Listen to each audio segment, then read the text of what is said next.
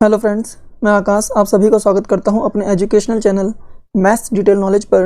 हमारी आज की इस वीडियो में हम जानेंगे जो 2017 के टायर 1 का आईबी का एग्ज़ाम हुआ था उसमें जितने भी मैथ्स के क्वेश्चन आए थे उनको हम डिटेल में सॉल्व करेंगे।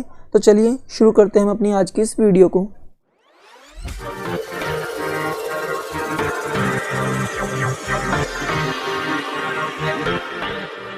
प्रथम 30 प्राकृतिक संख्याओं का योग ज्ञात कीजिए। ये क्वेश्चन हमारा नंबर सिस्टम से है। प्रथम 30 प्राकृतिक संख्याएं यानी कि 1, 2, 3 ... 30। n नेचुरल नंबर्स के लिए जो हमारे पास डायरेक्ट फॉर्मूला होता है वो होता है n + 1 डिवाइडेड बाय 2।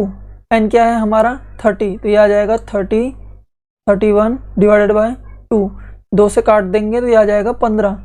जब कभी भी हम 5 की मल्टीप्लाई ऑड नंबर से करते हैं तो हमारा जो लास्ट डिजिट है वो 5 आता है, और जब कभी भी हम 5 की मल्टीप्लाई इवन नंबर से करते हैं तो हमारा जो लास्ट डिजिट आता है वो 0 आता है। तो हम यहाँ 5 की मल्टीप्लाई 1 से करेंगे जो कि एक ऑड नंबर है, तो हमारे पास जो लास्ट डिजिट है यानी कि यूनिट डिजिट वो कितना आ जाएगा 5। हमारे पास ऑप्शन में केवल एक ही वैल्यू है जिसका लास्ट डिजिट 5 है, वो है ऑप्शन सी, जो कि इसका सही आंसर होगा। डायरेक्ट कैलकुलेट भी कर सकते हैं। 15 × 31, 15 × 45 यानी कि 450, और 15 एकम 15, ये आ जाएगा हमारे पास 5, 6 और 4। y का 56% 182 है, तो y क्या है, ये क्वेश्चन हमारा परसेंटेज से है, तो ये हो जाएगा y × 56% = 182। यहाँ से परसेंटेज हट जाएगा और नीचे 00 आ जाएगा, तो हम यहाँ से काट देंगे। 4 दूनी 8, 4 पंजे 20, 4 एकम 4, 4 चौक 16, 14 एकम 14 और 14 तियां 42, तो y = आ जाएगा 13 × 25। फिर से 5 की मल्टीप्लाई एक ऑड नंबर से करनी है तो लास्ट डिजिट कितना आएगा 5। ऑप्शन में केवल एक ही है जो कि सी है। हम इसको डायरेक्ट कैलकुलेट भी कर लेते हैं। 25 एकम 25 यानी कि 250, और 25 तियां 75, तो कितना आ जाएगा 5, 2, 3। एक व्यापार सम्मेलन के अंत में उपस्थित सभी 10 लोग एक बार एक दूसरे से हाथ मिलाते हैं, कुल मिलाकर कितने हैंडशेक होंगे। ये क्वेश्चन हमारा परमुटेशन एंड कॉम्बिनेशन से है। इस तरह का क्वेश्चन कई बार कॉम्पिटिटिव एग्जाम्स में आता है, और इसी तरह का क्वेश्चन जो लास्ट टाइम 2014-15 में आईबी का एग्जाम हुआ था उसमें आया था। इस पर्टिकुलर क्वेश्चन के लिए एक डायरेक्ट फॉर्मूला होता है, handshake all together = n-1 divided by 2। तो n कितना हो जाएगा 10, n-1 9 डिवाइडेड बाय 2, 2 पंजे 10 और 9 पंजे 45। ऑप्शन बी इसका सही आंसर होगा। जब भी बात हैंडशेक की होगी तो वहाँ पर 2 लोग होंगे, क्योंकि हैंडशेक 2 लोगों में ही किया जाता है। यहाँ पर 10 लोग हैं और 10 लोगों में से 2 लोगों को आपस में हैंडशेक करना है, तो इसका मतलब हुआ कि हमें 10 लोगों में से 2 लोगों को चुनना पड़ेगा, यानी कि सिलेक्ट करना पड़ेगा। और जब भी बात सिलेक्ट करने की आती है तो वहाँ हम कॉम्बिनेशन का यूज़ करते हैं। तो 10 में से 2 को चुनेंगे तो कितना आएगा 10c2, ये हो जाएगा factorial 10 divided by factorial 2 into factorial 8, ये हो जाएगा 10 × 9 इंटू फैक्टोरियल 8, यहाँ आ जाएगा 2 इंटू फैक्टोरियल 8।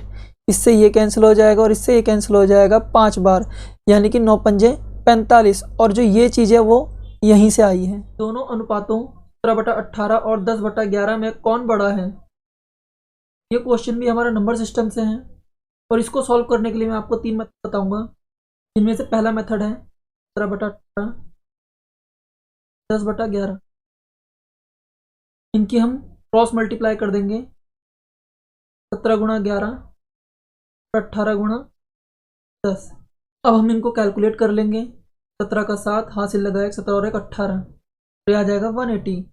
अब यहाँ पर इन दोनों वैल्यूज़ में से 187 बड़ी है, इसका मतलब जो हमारा 17/18 ऑप्शन है वो सही होगा, क्योंकि ये वैल्यू 17/18 के लिए है और ये वैल्यू 10/11 के लिए। अब आते हैं हम अपने सेकंड मेथड पर। 17/18, 10/11। 17 को 18 से डिवाइड कर देंगे तो ये आ जाएगा 0.94, और 10 को 11 से डिवाइड कर देंगे तो ये आ जाएगा 0.90। तो यहाँ पर ये वैल्यू बड़ी है, इसका मतलब हमारा 17/18 जो होगा वो बड़ा होगा 10/11 से। अब हम आ जाते हैं अपने थर्ड मेथड पर। 17/18, 10/11 11। तो हम इनका यहाँ पर डिफरेंस देख लेंगे 1, का भी डिफरेंस देख लेंगे 1। और अब हम यहाँ पर करेंगे 17 डिवाइडेड बाय जो हमारा डिफरेंस निकला है वो, और ये 10 जो डिफरेंस निकला है वो। तो यहाँ पर जो भी संख्या बड़ी होगी वही इसका आंसर होगा।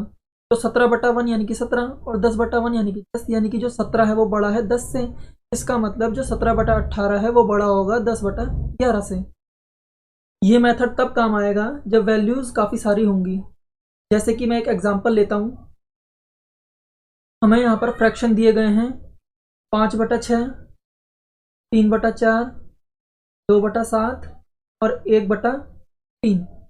तो अगर हम इनकी क्रॉस प्रोडक्ट लगाएंगे तो पहले इसका इसके साथ, फिर इसका इसके साथ, फिर इसका इसके, उसके बाद फिर इसका इसके साथ और इसका इसके साथ, फिर लास्ट में इसका इसके साथ चेक करेंगे। जो बड़ी वैल्यू होगी उससे हमें पता चल जाएगा कि कौन सा फ्रैक्शन बड़ा है।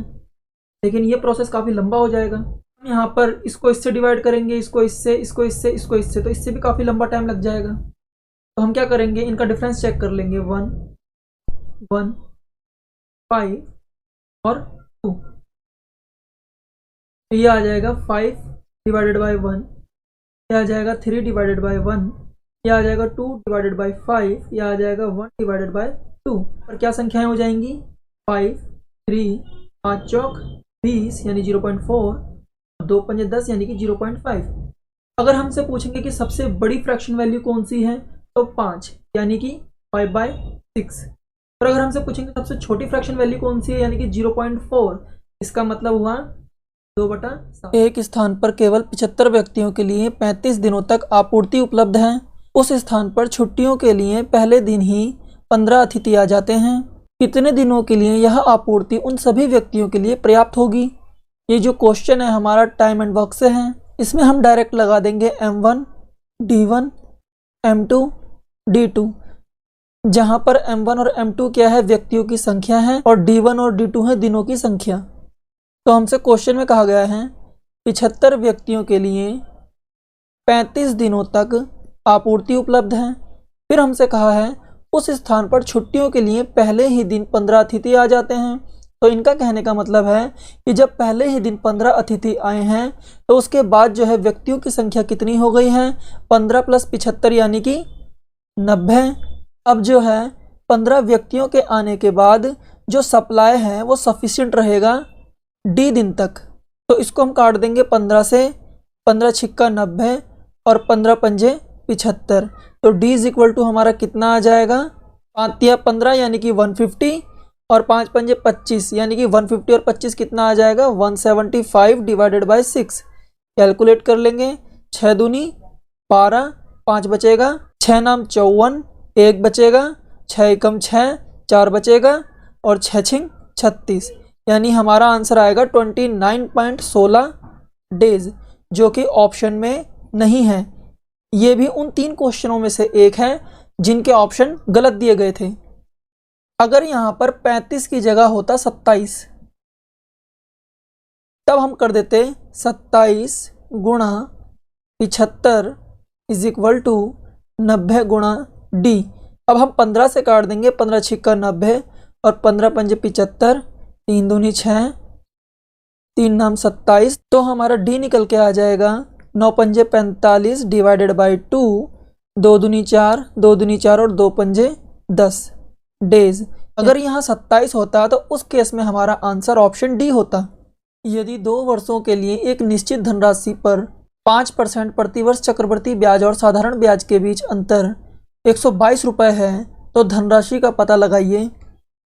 ये क्वेश्चन हमारा कंपाउंड इंटरेस्ट से है। बहुत सारे कॉम्पिटिटिव एग्जाम्स में 5% और 10% के लिए ही पूछा जाता है। अगर आप 5% और 10% का 4 सालों तक का जो परसेंटेज में वैल्यू है अगर वो याद कर लें तो आपको काफ़ी बेनिफिट होगा। अगर आप इसे रट लें तो ज़्यादा ही अच्छा है, रटने की ज़रूरत भी नहीं है। 10-12 बार कॉपी पे लिखेंगे तो ऑटोमेटिकली ही याद हो जाएगा। जैसे 5% है उसके लिए जो हमारा सिंपल इंटरेस्ट होगा 1 साल के लिए 5%, 2 साल के लिए 10, 3 साल के लिए 15, 4 साल के लिए 20। अगर हम बात करें कंपाउंड इंटरेस्ट की तो 1 साल के लिए 5%, 2 साल के लिए 10.25%, 3 साल के लिए 15.7625% और 4 साल के लिए 21.25%। 55%। और अगर हम 10% की बात करें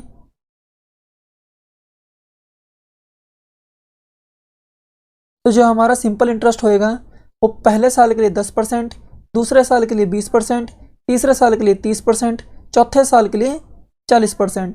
और जो कंपाउंड इंटरेस्ट होएगा पहले साल के लिए 10%, दूसरे साल के लिए हो जाएगा हमारा 21%, तीसरे साल के लिए हो जाएगा 33.1% और चौथे साल के लिए हो जाएगा 46.41%। जैसा कि इस क्वेश्चन में हमसे पूछा गया है 2 वर्षों का चक्रवर्ती ब्याज और साधारण ब्याज का अंतर, तो 2 साल के लिए चक्रवर्ती ब्याज और साधारण ब्याज का अंतर कितना हो जाएगा 0.25%। और यह दे रखी है हमें इसकी वैल्यू 122 रुपये। पॉइंट हटेगा, नीचे डबल जीरो आ जाएगा और इधर जाके वो मल्टीप्लिकेशन में आ जाएगा।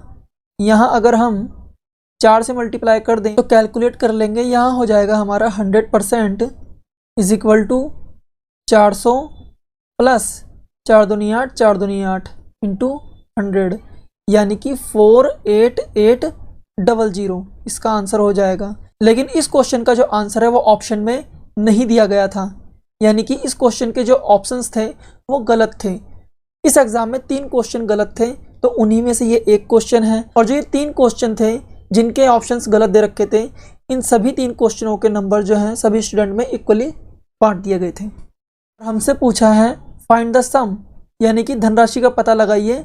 जो 100% है वही हमारी क्या होती है, धनराशि होती है, यानी मूलधन, यानी कि P, और यही इसका आंसर होगा।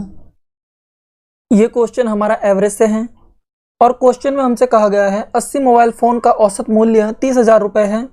तो हम मान लेते हैं कि सभी 80 मोबाइल का मूल्य 30,000 रुपये है, क्योंकि एवरेज का मतलब ही होता है इक्वल डिस्ट्रीब्यूशन, यानी कि सभी को इक्वल कर देना।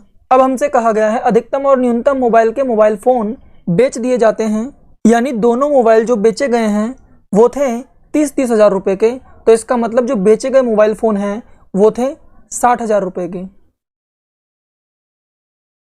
अब हमसे कहा गया है 78 मोबाइल फ़ोनों का औसत मूल्य 29,500 रुपये हो जाता है, यानी सभी 78 मोबाइल से 500 रुपये कम हो जाते हैं, क्योंकि पहले 30,000 थे, अब 29,500 रुपये हो गए हैं, यानी 500 रुपये की कमी आ गई है, क्योंकि 2 मोबाइल बिक चुके हैं। तो जो कमी आई है हमारी 78 मोबाइलों में वो आई है 78 गुणा 500 की, कितना हो जाएगा 7 पंजे 35 यानी कि 35,000 और 8 पंजे 40 यानी कि 4,000। 35,000 और 4,000 कितना हो जाएगा 39,000 रुपये। जो टोटल कमी आई है इन दोनों मोबाइल के बिक जाने पर वो आई है 99,000 रुपये की। और जो ये 2 मोबाइल हैं जो अधिकतम और न्यूनतम मूल्य पर बिके हैं, इनमें से जो अधिकतम मूल्य पर बिका है वो है 80,000 रुपये, जो हमें क्वेश्चन में दिया गया है। और हमसे पूछा गया है न्यूनतम मूल्य पर बिक्री होने वाले मोबाइल फ़ोन की कीमत क्या होगी। तो 99,000 के दोनों मोबाइल बिके हैं, जिनमें से हाईएस्ट प्राइस पर जो मोबाइल बिका है वो है 80,000 रुपये, और जो लोएस्ट प्राइस पे मोबाइल बिका है वो कितना हो जाएगा 99,000 में से 80,000 गए तो बचे हमारे पास 19,000 रुपये। तो यही इसका आंसर होगा, यानी कि ऑप्शन सी। ये क्वेश्चन भी हमारा एवरेज से ही है। हमसे कहा गया है एक कंपनी के सभी कर्मचारियों की औसत आय 20,000 रुपये प्रति महीना है। हम मान लेते हैं सभी की 20,000 रुपये हैं, क्योंकि एवरेज का मतलब ही है इक्वल डिस्ट्रीब्यूशन। अब हमसे कहा गया है सभी की आय में 2,000 रुपये प्रति महीना की वृद्धि हो जाती है, यानी सभी की आय में इक्वल वृद्धि हो रही है। तो जो नया औसत होगा, यानी कि जो न्यू एवरेज होगा, वो हो जाएगा हमारा 20,000 प्लस 2,000, यानी कि 22,000 इसका आंसर होगा। ये उन 3 क्वेश्चनों में से एक है जिसके ऑप्शन गलत दिए थे। यहाँ पर जो ऑप्शन सही होगा वो ए होगा, जब हम यहाँ से 1 हटा देंगे। हमारा जो न्यू एवरेज आया है वो आया है 22,000, क्योंकि सभी की आय 20,000 थी और उसमें सभी के आय में 2,000 रुपये की वृद्धि हो गई है, तो जो एवरेज होगा उसमें भी 2,000 की वृद्धि होगी। ये क्वेश्चन भी हमारा एवरेज से ही है। हमसे क्वेश्चन में कहा गया है सभी 6 दिनों के विद्यार्थियों की औसत संख्या 26 है। तो हम मान लेते हैं कि ये जो 6 दिन हैं, इन सभी 6 दिनों में जो विद्यार्थी हैं वो 26 हैं। लेकिन हमसे कहा गया है सोमवार, मंगलवार और बुधवार को कक्षा में विद्यार्थियों की जो उपस्थिति का औसत है वो 32 है, यानी कि इन दिनों में जो विद्यार्थी आए हैं वो 32 आए हैं। तो ये हमारा एक्चुअल एवरेज से कितना ज़्यादा है, 6 ज़्यादा है। कितने दिन के लिए, 3 दिन के लिए। तो टोटल कितना ज़्यादा होगा, 6 3 18, 18 ज़्यादा होगा। अब हमसे कहा गया है विद्यार्थियों की उपस्थिति का औसत बुधवार, गुरुवार, शुक्रवार एवं शनिवार को 30 होता, यानी कि इन सभी 4 दिनों में जो विद्यार्थी हैं वो 30-30 होते, तो तब भी हमारा एक्चुअल एवरेज से कितना ज़्यादा होता, 4 ज़्यादा होता। यानी कि सभी 4 दिनों में कितना टोटल ज़्यादा होता, 4 चौक 16 ज़्यादा होता। बुधवार को होने कितने थे, 26, लेकिन अब हो कितने गए हैं, इन सभी को हम जोड़ लेंगे। 6 दूनी 12, 6 तियां 18, 19 20 का 0 हासिल लगा 2, 2 और 2 4 और 2 6। यानी कि बुधवार को कक्षा में जो उपस्थित होने वाले विद्यार्थियों की संख्या है वो कितनी होगी, 60 होगी, यानी कि ऑप्शन सी। ये क्वेश्चन भी हमारा एवरेज से ही है। हमसे क्वेश्चन में कहा गया है जनवरी से जून के लिए श्री शर्मा का औसत खर्च 4200 रुपये है। तो हम मान लेते हैं जनवरी से जून तक हर महीने का जो खर्च है वो 4200 रुपये है, क्योंकि एवरेज का मतलब ही होता है इक्वल डिस्ट्रीब्यूशन, यानी कि सभी में समान रूप से बांट देना। यानी कि जनवरी, फरवरी, मार्च, अप्रैल, मई, जून। तो यहाँ हो जाएगा हमारा 4200, 4200, 4200, 4200, 4200 और 4200 रुपये। अब हमसे क्वेश्चन में कहा गया है उन्होंने जनवरी में 1200 रुपये और जुलाई में 1500 रुपये व्यय किए। यानी उन्होंने हमसे कह दिया है कि जनवरी में 1200 रुपये व्यय हुए हैं, यानी कि जो उसका खर्च है वो 1200 रुपये है। यानी कि जनवरी में जो व्यय है वो 1200 रुपये है, लेकिन हमने कितना माना था, 4200 रुपये। कितना एक्स्ट्रा हमने मान लिया था, प्लस 3000 रुपये। इसका मतलब ये 3000 रुपये होना नहीं चाहिए। अगर ये 3000 नहीं होंगे तो हमारा एवरेज 4200 कैसे होगा। तो इसलिए हम क्या करते हैं, जो ये बचे हुए 3000 रुपये हैं इन बाकी 5 महीनों में इक्वली डिस्ट्रीब्यूट कर देते हैं। तो इससे क्या होगा, हमारा एवरेज जो है 4200 रुपये ही बना रहेगा। यानी कि फरवरी से लेके जून तक का जो औसत हो जाएगा यानी एवरेज हो जाएगा वो हो जाएगा 4200 प्लस ये जो एक्स्ट्रा 3000 है डिवाइडेड बाय इन 5 महीनों के लिए। तो कितना आ जाएगा, 4200 प्लस 5 6 30 यानी कि 600 रुपये। यानी सभी में 600 रुपये बढ़ जाएंगे। यानी इन 5 महीनों का जो अब एवरेज हो जाएगा वो हो जाएगा 4800 रुपये, यानी कि 4800 रुपये। फिर हमसे कहा गया है फरवरी से जुलाई तक के महीनों का औसत खर्च बताइए। यानी कि अब ये हमसे पूछ रहे हैं फरवरी से लेकर जुलाई तक का। फरवरी से लेकर जून तक का तो हमें औसत खर्च पता है कितना है, 4800 रुपये। यानी कि फरवरी, मार्च, अप्रैल, मई, जून, जुलाई, क्योंकि हमें पता है फरवरी से जून तक का जो एवरेज है यानी कि औसत है वो है 4800 रुपये। तो हम बोल देते हैं इन सभी महीनों का जो औसत खर्च है वो है 4800 रुपये। यानी कि इसका भी 48, 48, 48, 48 और इसका भी 48। अगर हमारा जुलाई का खर्च भी 4800 रुपये होता तो हमारे एवरेज में कोई इफेक्ट नहीं आता, तो हमारा एवरेज बना रहता है 4800 रुपये। लेकिन हमें क्वेश्चन में दिया है कि उसका जो जुलाई का व्यय है यानी कि जुलाई का खर्च है वो कितना है, 1500 रुपये। यानी कि अगर हम 4800 मान लेते तब तो एवरेज सेम ही रहता, लेकिन इन्होंने हमें दे दिया है कि जो जुलाई का खर्च है वो कितना है, 1500 रुपये। तो हमने कितना एक्स्ट्रा मान लिया है, हमने एक्स्ट्रा मान लिया है 3300 रुपये। तो जो ये 3300 रुपये है इसे हमें हटाना पड़ेगा। तो अब हमारा जो नया औसत होगा यानी कि जो न्यू एवरेज बनेगा इन 6 महीनों का वो क्या बनेगा, 4800 तो हमने माना ही था और हमने एक्स्ट्रा कितना ले लिया था, 3300 रुपये, जो कि हमें इसमें से इक्वली हटाना पड़ेगा। तो कितना हो जाएगा, 3300 रुपये डिवाइडेड बाय 6। तो हमारा जो नया एवरेज अब निकल के आएगा वो कितना हो जाएगा, 4800 माइनस 6 पंजे 30, 6 पंजे 30 और 0 यानी कितना आ जाएगा, 4250 रुपये, जो कि है ऑप्शन सी। इसका करेक्ट क्वेश्चन हमारा टाइम, स्पीड एंड डिस्टेंस से है। हमसे क्वेश्चन में कहा गया है प्रणव बैंक 60 किलोमीटर प्रति घंटे की स्पीड से गया था, यानी कि ये जा रहा है 60 किलोमीटर प्रति घंटे की स्पीड से। फिर हमसे कहा गया है किंतु घर वापसी के समय उसने आधी दूरी 10 किलोमीटर प्रति घंटे की गति से तय की, यानी कि आते वक्त इसने जो आधी दूरी है वो 10 किलोमीटर प्रति घंटे की स्पीड से तय की है। फिर हमसे कहा गया है अचानक उसे लगा कि वह लेट हो रहा था, तो उसने अपनी स्पीड बढ़ाई और बाकी बची हुई दूरी को 30 किलोमीटर प्रति घंटे की गति से तय करते हुए घर पहुंच गया। यानी कि जो बची हुई आधी डिस्टेंस है उसने 30 किलोमीटर प्रति घंटे की स्पीड से तय की। यहाँ पर डिस्टेंस सेम है तो डिस्टेंस को हम अपनी मर्जी से कुछ भी मान सकते हैं। तो हम क्या करते हैं, इन तीनों का एलसीएम ले लेते हैं और उसे ही डिस्टेंस मान लेंगे। तो 10, 30 और 60 का एलसीएम क्या हो जाएगा, 60 ही होगा। तो यानी कि हम डिस्टेंस मान लेते हैं 60 किलोमीटर। यानी कि ये पूरी कितनी हो जाएगी, कि जाने की 60 किलोमीटर, और जो आने की डिस्टेंस हो जाएगी ये हो जाएगी 30 और 30, 60। तो जो एवरेज स्पीड का जो फॉर्मूला होता है वो होता है total distance divided by total time. तो टोटल डिस्टेंस कितनी हो जाएगी, 60 जाने की और 60 आने की, यानी कि टोटल हो गई 120। और टोटल टाइम कितना हो जाएगा, टाइम इज इक्वल टू क्या होता है, डिस्टेंस डिवाइडेड बाय स्पीड। तो जाने की जो स्पीड है वो कितनी है, 60 किलोमीटर प्रति हावर, और डिस्टेंस कितनी है 60, यानी कि 60 डिवाइडेड बाय 60 यानी कि 1 हावर।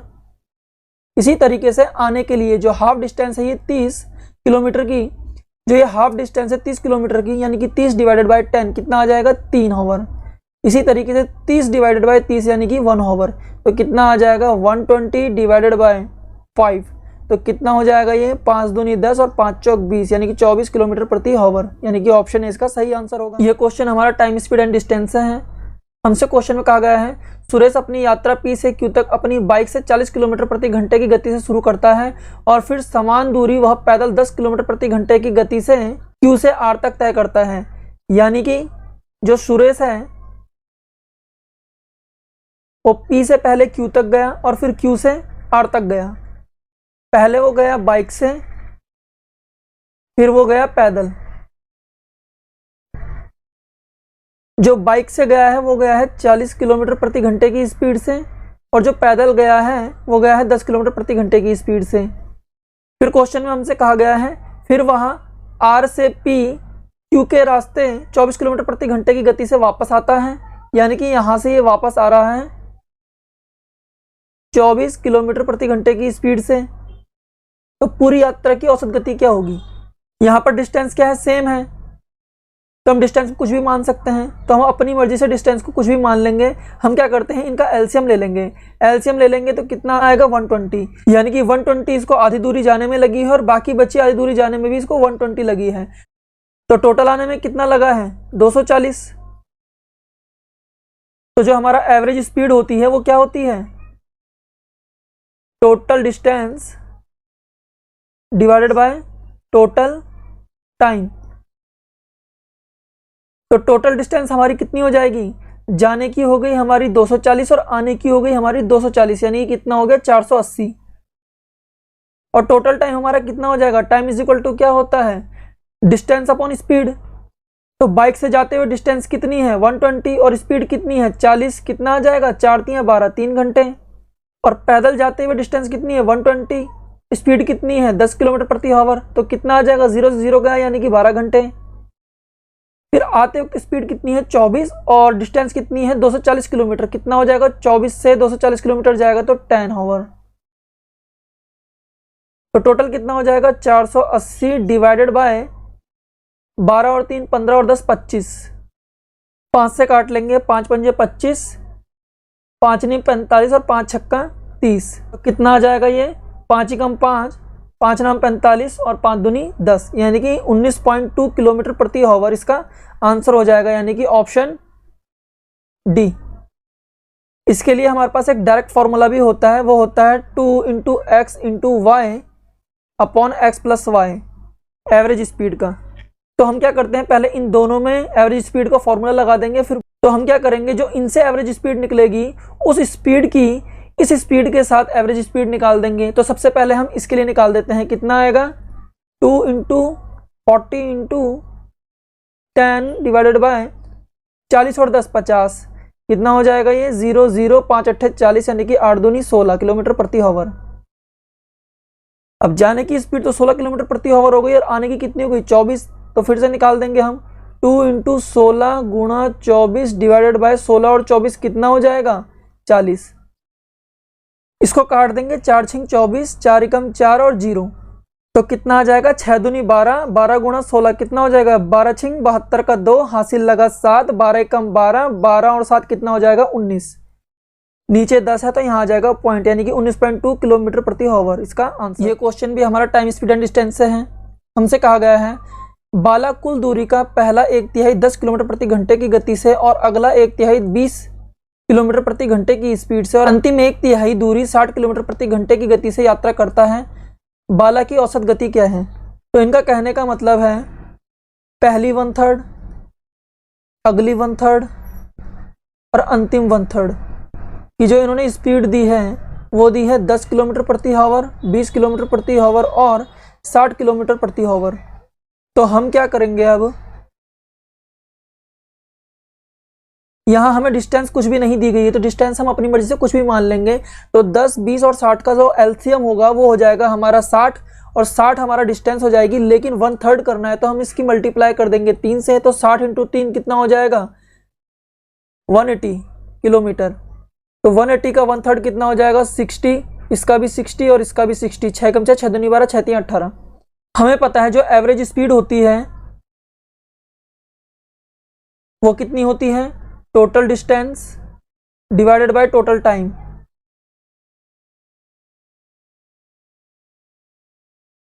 टोटल डिस्टेंस कितनी हो जाएगी 180 किलोमीटर और टोटल टाइम कितना हो जाएगा 60 डिवाइडेड बाय 10 यानी कि 6, 60 डिवाइडेड बाय 20 यानी कि 3, 60 डिवाइडेड बाय 60 यानी कि 1। तो कितना आ जाएगा हमारा ये 180 डिवाइडेड बाय 6 और 3 9 और 1 10, 0 से 0 जाएगा तो आ जाएगा हमारा 18 किलोमीटर प्रति आवर, यानी कि ऑप्शन ए इसका सही आंसर होगा। ये क्वेश्चन भी हमारा टाइम स्पीड एंड डिस्टेंस से है। यहाँ हमसे कहा गया है दो स्थान आर और एस एक दूसरे से 800 किलोमीटर की दूरी पर हैं।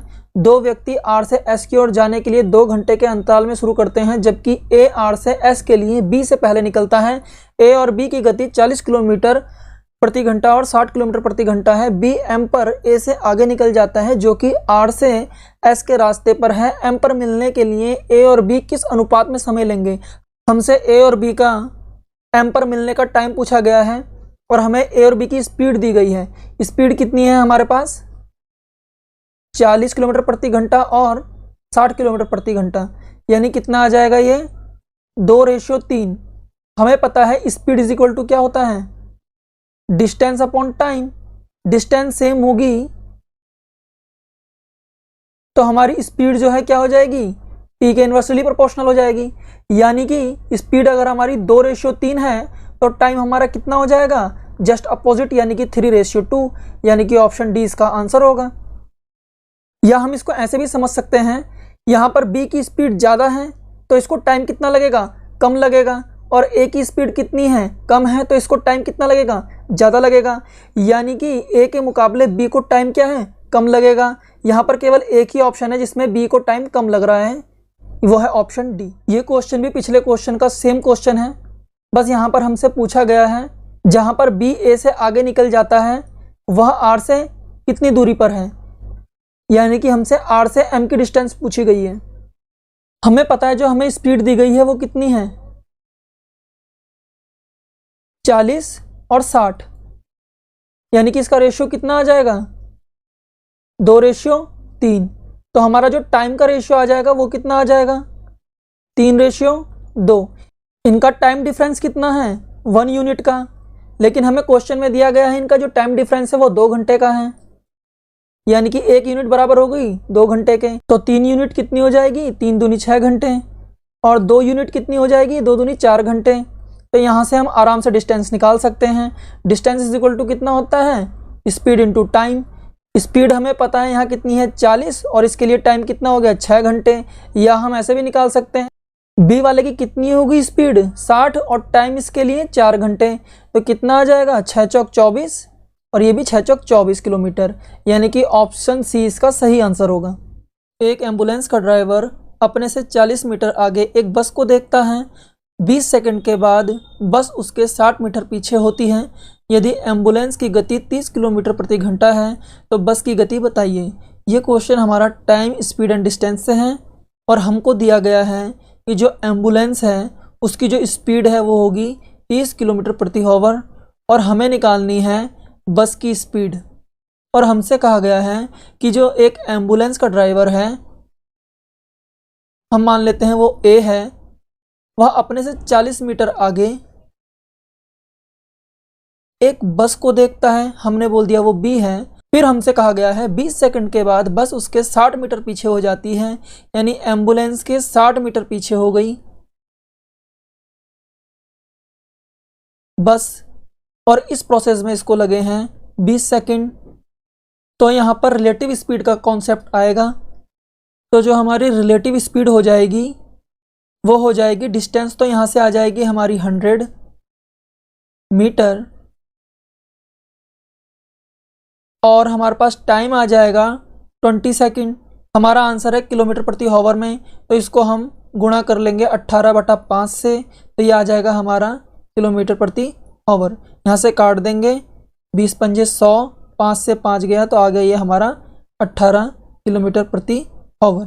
तो जो हमारा रिलेटिव स्पीड का कॉन्सेप्ट है वो होता है जब कोई दो ऑब्जेक्ट एक ही दिशा में जा रहे हों तो उनकी जो स्पीड होती है वो माइनस हो जाती है। तो हमारा हो जाएगा relative speed is equal to ambulance की स्पीड माइनस बस की स्पीड। तो रिलेटिव स्पीड हमारी कितनी है 18, एम्बुलेंस की स्पीड हमें दी गई है 30, और बस की स्पीड हमें निकालनी है। तो कितनी आ जाएगी बस की स्पीड 30 माइनस 18 यानी कि 12 किलोमीटर प्रति हॉवर, यानी कि ऑप्शन 20 का करेक्ट आंसर। क्वेश्चन भी हमारा टाइम स्पीड एंड डिस्टेंस से है। क्वेश्चन में हमसे कहा गया है रमेश अपने घर से स्टेशन तक पहुंचने के लिए 6 किलोमीटर पैदल चला, फिर वह एक ट्रेन में सवार हुआ जिसकी औसत गति 60 किलोमीटर प्रति घंटा थी और इस तरह वह अपने गंतव्य पर पहुंच गया। इस प्रकार से वह कुल 3 घंटे का समय लेता है। यदि पूरी यात्रा की औसत गति 32 किलोमीटर प्रति हॉवर थी तो पैदल चलने की औसत गति क्या थी। तो ये हमसे कह रहे हैं पहले ये पैदल चलता है 6 किलोमीटर, फिर ये ट्रेन से जाता है जिसमें ट्रेन की जो गति थी वो कितनी थी 60 किलोमीटर प्रति हॉवर। फिर ये हमसे कह रहा है इस पूरी यात्रा की जो औसत गति थी वो थी 32 किलोमीटर प्रति हॉवर, और इसको जो टाइम लगा था वो लगा था 3 घंटे। टोटल डिस्टेंस कितनी आ जाएगी 3 × 32 यानी कि 96 किलोमीटर, क्योंकि डिस्टेंस इज इक्वल टू क्या होता है speed into time. Total distance कितनी है 96 किलोमीटर, और पैदल उसने तय की है 6 किलोमीटर, यानी कि जो ट्रेन से वो चला है वो कितना चला है 96 माइनस 6 कितना हो जाएगा 90 किलोमीटर। जो ट्रेन का टाइम हो जाएगा वो कितना हो जाएगा, टाइम इज इक्वल टू कितना होता है डिस्टेंस अपॉन टाइम। तो डिस्टेंस कितनी है 90 और स्पीड कितनी है 60, 0 से 0 कैंसिल, 6 कम 6 6 पंजे 30, यानी कि इसको लगे हैं 1.5 घंटे। टोटल टाइम लगा था 3 घंटे और ट्रेन से लगा है 1.5 घंटे, यानी कि पैदल कितना लगेगा इसको 1.5 घंटे। तो पैदल चलने की इसकी जो औसत गति हो जाएगी वो कितनी हो जाएगी, स्पीड इज इक्वल टू कितना होता है डिस्टेंस अपॉन टाइम। डिस्टेंस हमें दी गई है कितनी है 6 किलोमीटर और टाइम हमें दिया गया है 1.5 घंटा, यानी कि 1.5 पॉइंट गया 0 आ जाएगा और 15 से 60 कैंसिल हो जाएगा तो कितना आएगा 15 चौकू 60, यानी कि 4 किलोमीटर प्रति हॉवर, यानी कि जो पैदल चला है वो 4 किलोमीटर प्रति घंटे की स्पीड से चला, यानी ऑप्शन डी। ये क्वेश्चन भी हमारा टाइम स्पीड एंड डिस्टेंस से है। इस क्वेश्चन में हमसे कहा गया है प्रणव यात्रा के लिए एक निश्चित भाग तक 5 किलोमीटर प्रति घंटा की गति से पैदल चलता है और फिर वह शेष यात्रा के लिए 25 किलोमीटर प्रति घंटे की गति से एक ऑटो रिक्शा लेता है। यदि उसे पूरी यात्रा में 10 घंटे लगते हैं तो यात्रा का कितना भाग उसने ऑटो रिक्शा से तय किया यदि पूर्ण यात्रा की औसत गति 17 किलोमीटर प्रति घंटा थी। तो ये पैदल कितना चल रहा है 5 किलोमीटर प्रति घंटा और ऑटो से कितना जा रहा है 25 किलोमीटर प्रति घंटा और एवरेज कितना जा रहा है 17 किलोमीटर प्रति घंटा। तो हम क्या करेंगे, इनको बड़े में से छोटा घटा देंगे तो कितना आएगा 25 में से 17 गए तो बचा 8 और 17 में से 5 गए तो बचे 12। तो यह आ जाएगा 4 दूनी 8 4 3 12, यानी कि 2:3। जो ये रेशियो ये किस चीज का है, रिस्पेक्ट क्या है यहाँ टाइम की, तो ये है टाइम का रेशियो। टोटल टाइम कितना आ रहा है 3 और 2 5, लेकिन हमें यहाँ टोटल टाइम दिया गया है 10 घंटे, तो यानी 5 यूनिट हो गई हमारी 10 घंटे के बराबर। तो 1 यूनिट हमारी कितनी हो जाएगी 2 घंटे के बराबर। तो ये 2 कितना हो जाएगा 4 घंटे और ये 3 कितना हो जाएगा 6 घंटे। हमसे पूछा गया है कितना भाग उसने ऑटो रिक्शा से तय किया है, यानी कि ऑटो रिक्शा से जो उसने डिस्टेंस तय की है वो हमसे पूछा गया है। तो डिस्टेंस इज इक्वल टू कितना होता है स्पीड इंटू टाइम। तो तो ऑटो रिक्शा की स्पीड कितनी है 25 और ऑटो रिक्शा से टाइम कितना लगा है उसे 6 घंटे।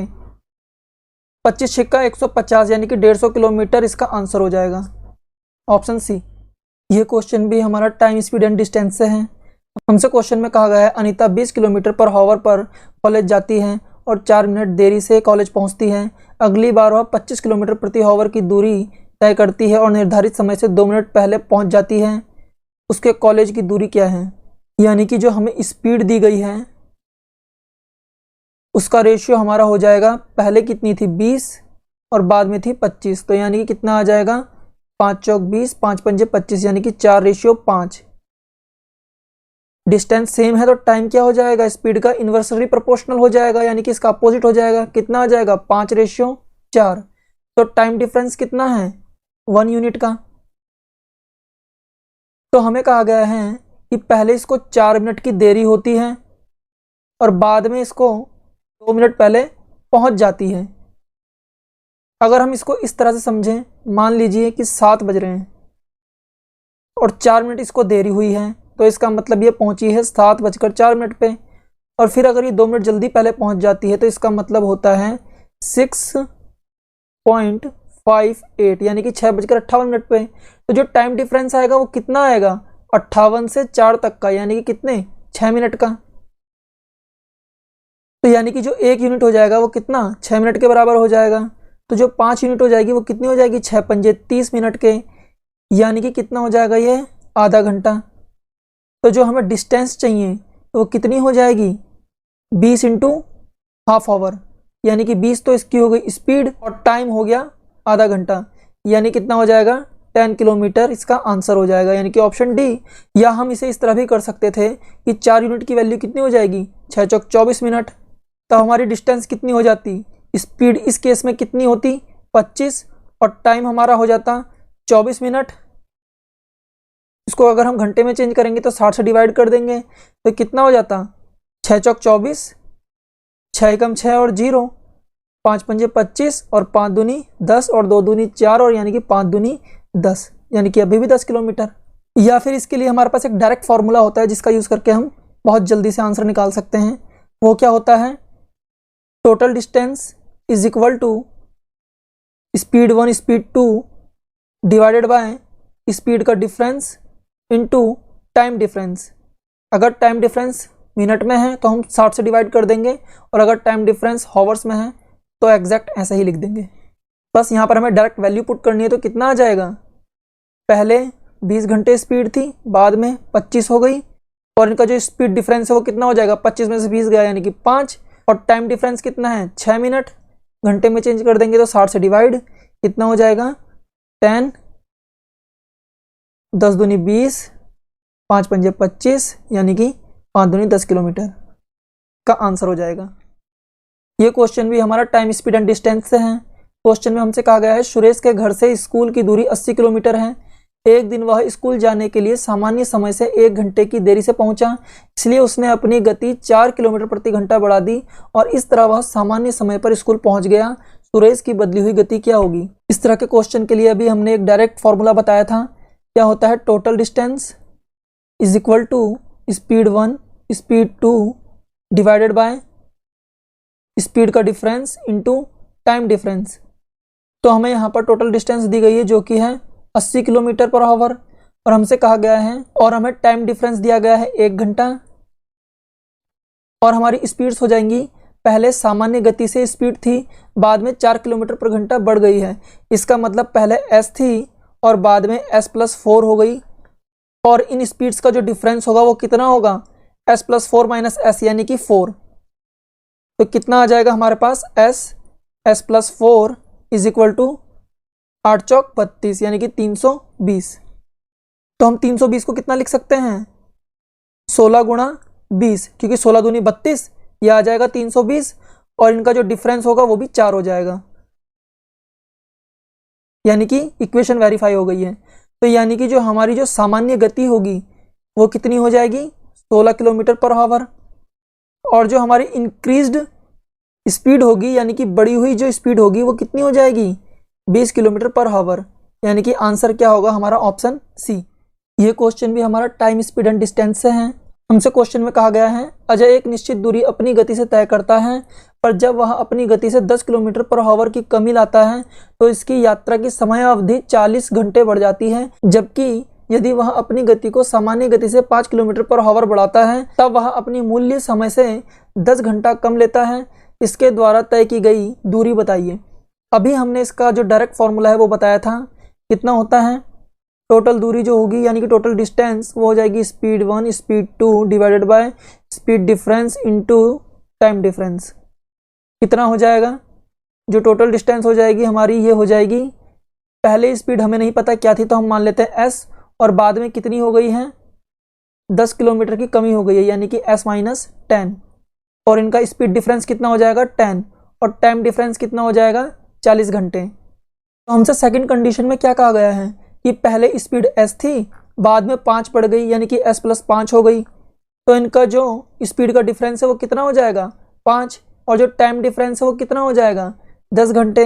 यहाँ से हम इसको कैलकुलेट कर लेंगे, 5 दूनी 10, 10 चौक 40 और 2 दूनी 4, s से s कैंसिल, तो कितना आ गया ये 2s - 20 = s+5। s इधर आ जाएगा तो कितना हो जाएगा 2s - s यानी कि s, और ये कितना हो जाएगा 20 इधर चले जाएगा तो 25 यानी कि 25 किलोमीटर पर आवर। तो अब हम इस वैल्यू को या तो यहाँ रख सकते हैं या यहाँ रख सकते हैं, किसी में भी रखेंगे हमें टोटल डिस्टेंस पता चल जाएगी। तो हम क्या कर रहे हैं टोटल डिस्टेंस इक्वल टू हम वैल्यू रख रहे हैं यहाँ पर, तो s कितना हो जाएगा 25 और s+5 यानी कि 30 डिवाइडेड बाय 5, टाइम डिफरेंस 10 था तो कितना हो जाएगा 5 पंजे 25 यानी कि 5 तिया 15 और 00 यानी कि 1500 किलोमीटर, यानी कि ऑप्शन सी इसका सही आंसर होगा। ये क्वेश्चन भी हमारा टाइम स्पीड एंड डिस्टेंस से है। क्वेश्चन में हमसे कहा गया है 2 खरगोश एक दूसरे की ओर दौड़ना शुरू करते हैं, एक ए से बी की ओर दौड़ता है और दूसरा बी से ए की ओर। वे 1 घंटे के बाद एक दूसरे को पार करते हैं और पहला खरगोश बी पर दूसरे के ए पर पहुंचने से 5/6 घंटा पहले पहुंच जाता है। यदि ए और बी के बीच की दूरी 50 किलोमीटर है तो धीमा भागने वाला खरगोश उसकी गति क्या होगी। तो हमें बताया गया है ए से बी तक की जो डिस्टेंस है वो है 50 किलोमीटर, और हमसे कहा गया है एक बी की तरफ दौड़ रहा है और एक ए की तरफ दौड़ रहा है। हमें यह भी बताया गया है कि 1 घंटे के बाद वे एक दूसरे को पार कर जाते हैं, यानी कि 1 घंटे के बाद वे एक दूसरे को पार कर रहे हैं, यानी कि इसको 1 आवर लग रहे हैं, इसको भी 1 आवर लग रहे हैं, यानी कि दोनों 1 घंटे बाद यहाँ पर पहुँच जाते हैं।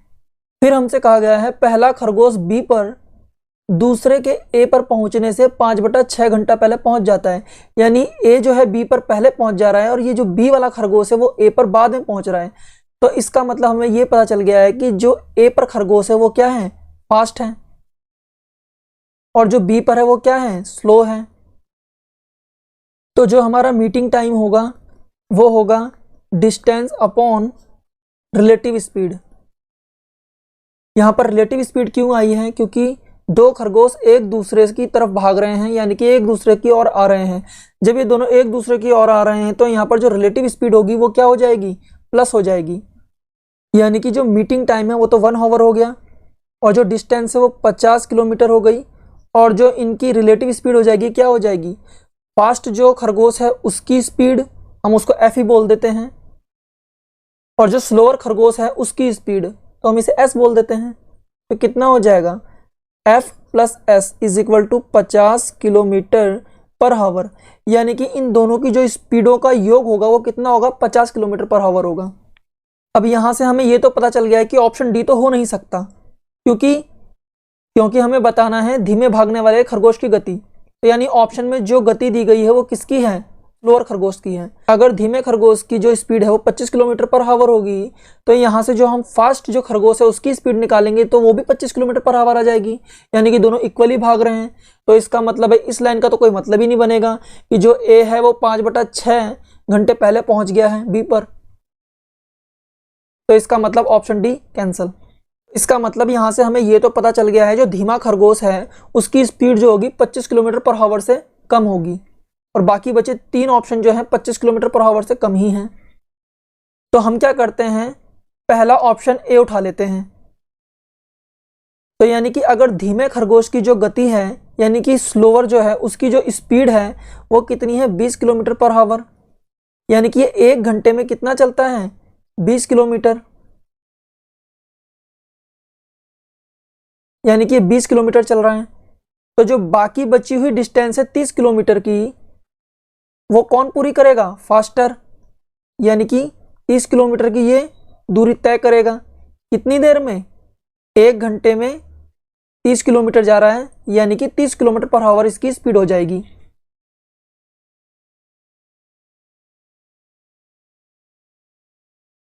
अब हमें वेरीफाई ये करना है कि पहला खरगोश बी पर दूसरे के ए पर पहुंचने से 5/6 घंटा पहले पहुंच जाता है, यानी कि जो यहाँ पर ये दोनों पहुंचे हैं, तो अब जो ए है वो बी पर यहाँ पर, और जो बी है वो ए पर यहाँ पर जब पहुंचेगा उससे 5/6 घंटा पहले पहुंच जाता है। ये हमें वेरीफाई करवाना पड़ेगा ऑप्शन के थ्रू। अब मीटिंग के बाद ए को 20 किलोमीटर तथा बी को 30 किलोमीटर का रास्ता तय करना है, यानी ए का जो टाइम होगा वो बी के टाइम से 5/6 ज़्यादा होगा, यानी कि जो स्लोअर वाला जा रहा है उसका जो टाइम कितना होगा वो हो जाएगा हमारा डिस्टेंस अपॉन स्पीड। तो डिस्टेंस कितनी है इसकी, 30 डिवाइडेड बाय स्पीड कितनी है, 20, माइनस जो ए वाला खरगोश है जो कि फास्ट है उसकी जो डिस्टेंस हो जाएगी वो कितनी हो जाएगी, 20, और इसकी जो स्पीड हो जाएगी वो कितनी हो जाएगी, 30। ये निकल के आ गया इसका टाइम। तो यानी कि इसकी वैल्यू हमारी 5/6 आनी चाहिए। अगर आई तो हमारा ये ऑप्शन सही होगा, वरना हम अगले ऑप्शन पे ट्राई करेंगे। तो कितना आ जाएगा, 0 0 0 0 कैंसिल। तो ये आ जाएगा हमारा 3 दूनी 6 और 3 तिया 9 माइनस 2 दूनी 4, यानी कि कितना आ जाएगा 5/6। यानी कि हमारी इक्वेशन जो है वेरीफाई हो गई है, यानी कि हमारा ऑप्शन ए क्या होगा, करेक्ट होगा। इसी तरह से हम बी और सी को भी चेक कर लेंगे, लेकिन वो गलत आएंगे। फाइंड द मिसिंग टर्म, ये क्वेश्चन हमारा नंबर सीरीज से है। मैंने हमेशा कहा है कि जब भी कोई सीरीज दी हो सबसे पहले उसका डिफरेंस चेक कर लीजिए। ये है 5, 12, डैश 41, 87, 214। इनके बीच का डिफरेंस कितना हो जाएगा, 7। इनके बीच का डिफरेंस हमें नहीं पता, के बीच का डिफरेंस भी नहीं पता, के बीच का डिफरेंस हो जाएगा हमारा 46। इनके बीच का डिफरेंस हो जाएगा वो हो जाएगा 1 2 7। इनके बीच का डिफरेंस हमें नहीं पता, इनके बीच का डिफरेंस भी नहीं पता, इनके बीच का डिफरेंस भी नहीं पता। इनके बीच का डिफरेंस हो जाएगा 127 में से 46 गए तो हमारे पास बचेगा 81। हमें इस सीरीज से बहुत ज़्यादा कुछ तो नहीं पता चल रहा है, लेकिन लास्ट में यहाँ 81 आ रहा है। तो 81 हमारा क्या बन सकता है, या तो 9 का स्क्वायर बन सकता है या 3 की पावर 4 बन सकता है। अब हम यहाँ से ऑप्शनों को उठा के रख लेंगे, अगर कुछ पता चलता है तो ठीक है, वरना कुछ और ट्राई करेंगे। आप एक चीज़ नोट कर लीजिए, इसमें लगातार जो है संख्या वो बढ़ते हुए क्रम में जा रही है। 7, फिर यहाँ 46, यहाँ 127, तो यानी कि ये भी लगातार जो होगा बढ़ता हुआ ही क्रम जाएगा। तो हम 19 को सबसे पहले यहाँ रख लेंगे। अगर हम 19 रख देते हैं तो 19 में से 12 गया तो 5 क्या हो जाएगा, 7 से छोटा हो जाएगा, इसलिए ये कैंसिल। अगर हम यहाँ 35 रख देते हैं तो 35 में से 12 जाएगा तो बचेगा 23, और 41 में से 35 जाएगा तो बचेगा 6। यहाँ 7, यहाँ 23, यहाँ 6, फिर से छोटी वैल्यू आ गई तो ये 35 भी कैंसिल हो जाएगा। हम रख देंगे इस बार 22 को। तो 22 में से 12 गया तो कितना बचेगा, 10। फिर 41 में से 22 जाएगा तो कितना बचेगा, 19। फिर 87 में से 41 जाएगा तो बचेगा 46, और 127 तो अपना है ही। फिर हम देख लेंगे 10 में से 7 गया तो 3, 19 में से 10 गया तो 9, 46 में से 19 जाएंगे तो बचेगा 27, और 81 तो है ही। तो यहाँ से देखने पर हमें पता चल रहा है यह 3 की पावर 1, 3 की पावर 2, 3 की पावर 3 और 3 की पावर 4 तो है ही। तो इसका मतलब जो ये 22 है ये हमारा करेक्ट आंसर होगा, यानी कि option C. Find the missing term, ये क्वेश्चन भी हमारा नंबर सीरीज से है। जब कभी भी सीरीज में आपको डेसिमल में संख्याएं दिख जाएं तो आप समझ जाइए कि जो संख्याएं हैं उनको किसी ना किसी नंबर से डिवाइड जरूर किया गया है। और जो सबसे पहले आपको चेक करना है वो 2 से डिवाइड करके चेक करना है, क्योंकि सबसे छोटी संख्या क्या है, 2 है। लेकिन इस सीरीज़ में जो शुरू की वैल्यू है वो डेसिमल में नहीं है, बाद की वैल्यू क्या है, डेसिमल में है। तो जो क्वेश्चन मार्क है वहाँ पर डेसिमल आने की संभावना बहुत कम है, इसलिए हम इन 2 ऑप्शनों को नेगलेक्ट कर लेते हैं। हमारे पास बचा 10 और 12। हमारे पास जो सीरीज़ होगी वो होगी 14 डैश 13 17.5 और 21.75। अगर मैं यहाँ पर 10 को रखता हूँ, फिर मैं यहाँ 14 डिवाइडेड बाई 2 करता हूँ, तो 2 सत्ते 14 हो जाएगा, और प्लस 3 कर देंगे तो हमारे पास 10 आ जाएगा।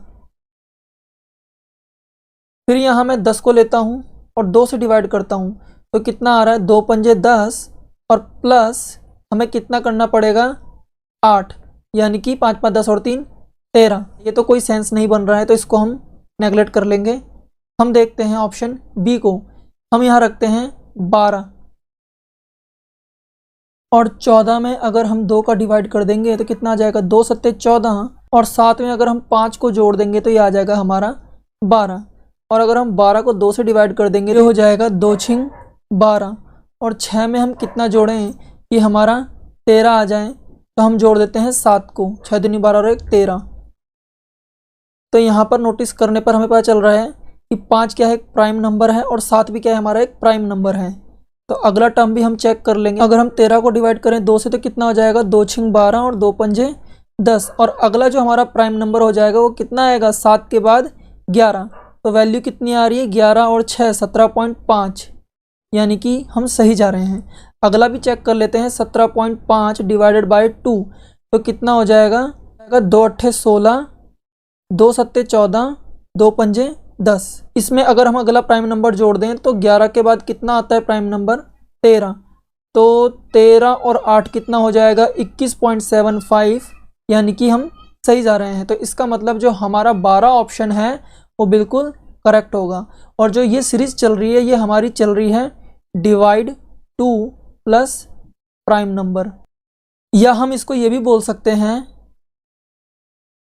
इंटू 0.5 प्लस प्राइम नंबर, क्योंकि जो 1/2 होता है वो होता है 0.5, और डिवाइड जो चेंज हो जाता है वो हो जाता है मल्टीप्लाई में। अगर हम इसे भी चेक करना चाहें तो हम कर सकते हैं। हम लिख देते हैं 14 गुणा 0.5 प्लस प्राइम नंबर 5, जो कि 5 से स्टार्ट हो रहा है। तो यहाँ हो जाएगा 14 पंजे 70, यानी कि पॉइंट लग जाएगा तो 7 बचेगा, 7 और 5 कितना हो जाएगा, 12 हो जाएगा। और 12 की मल्टीप्लाई 0.5 में करेंगे और अगला प्राइम नंबर जोड़ देंगे जो कि है 7, तो कितना मिलेगा हमें, 12 पंजे 60, यानी कि 6, 6 और 7 कितना हो जाएगा, 13। अगर हम अगला भी चेक करना चाहें तो कर सकते हैं, 13 मल्टीप्लाई बाई 0.5 प्लस अगला जो प्राइम नंबर होगा वो कितना होगा, 11। तो कितना हो जाएगा, 13 पंजे 65, यानी कि 6.5 प्लस 11 कितना हो जाएगा, 11 और 6 17.5। इसी तरह से अगला भी चेक कर सकते हैं। फाइंड द मिसिंग टर्म, ये क्वेश्चन भी हमारा नंबर सीरीज से है और इसमें भी जो वैल्यूज़ हैं वो डेसिमल में आ रही हैं। इसका मतलब जो ये संख्याएं हैं किसी न किसी संख्या से डिवाइड ज़रूर हो रही हैं। तो हम चेक कर लेते हैं। अगर हम 15 को 2 से डिवाइड करेंगे तो शुरू में पॉइंट में वैल्यू आ जाएगी, तो 2 से तो बिल्कुल नहीं करना है, 3 से भी नहीं, 4 से भी नहीं, हम 5 से करके देख लेते हैं। 15 डिवाइडेड बाई 5, यानी कि 5 तिया 15, और अगर हम इसमें 2 जोड़ देंगे तो कितना हो जाएगा, 5। यानी कि जो ये पैटर्न बन रहा है ये हमारा बन रहा है डिवाइडेड बाई 5 और प्लस 2। इसको हम ये भी लिख सकते हैं इंटू 0.2 प्लस 2। हमने 15 को 5 से डिवाइड किया है, यानी कि मल्टीप्लाई की है हमने उससे 1/5 से। तो 1/5 कितना होता है हमारा, 0.2। तो हम इस पैटर्न को अब आगे चेक कर लेते हैं क्या आ सकता है। हमें वैल्यू मिल गई थी 5। अगर हम 5 की मल्टीप्लाई कर दें 3 से और उसमें 3 जोड़ दें तो कितना हो जाएगा, 5 तिया 15, यानी कि 1.5 और प्लस 3 4.5। ये हमारा हमें मिल गया है। अगर हम इसी पैटर्न पर चलें तो हमारा लास्ट में कितना आ सकता है, ये 0.2, ये 0.3, ये 0.4, ये 0.5 और ये 0.6। यानी कि हमें करनी पड़ेगी 7.9 की मल्टीप्लाई 0.6 में और इसमें जोड़ देंगे हम 6। तो चेक कर लेते हैं हमारा कितना आएगा। पॉइंट से पॉइंट जाएगा तो 00 आ जाएगा। और यहाँ हम इसको ये भी लिख सकते हैं 80 - 1, यहाँ पर यह आ जाएगा हमारा 8 छिंग 48, यानी कि 480 - 6 डिवाइडेड बाय 100 + 6। तो ये कितना हो जाएगा, 480 में से अगर 6 जाएगा तो बचेगा हमारे पास 474। 00 नीचे है तो ये पॉइंट आ जाएगा और +6 हो जाएगा, तो ये हो जाएगा हमारा 6410.74। ऑप्शन में ये वैल्यू है, हाँ है, जो कि ऑप्शन डी है इसका, यही इसका सही आंसर होगा। हेलो फ्रेंड्स, अगर आपको हमारी यह वीडियो पसंद आए और आपको इस वीडियो से थोड़ा सा भी लाभ पहुंचे तो आप हमारे इस चैनल को सब्सक्राइब ज़रूर कीजिएगा और साथ ही बेल आइकन को प्रेस कर लीजिएगा ताकि आने वाली सभी नई वीडियोज़ की नोटिफिकेशन आप तक पहुंच सकें। धन्यवाद।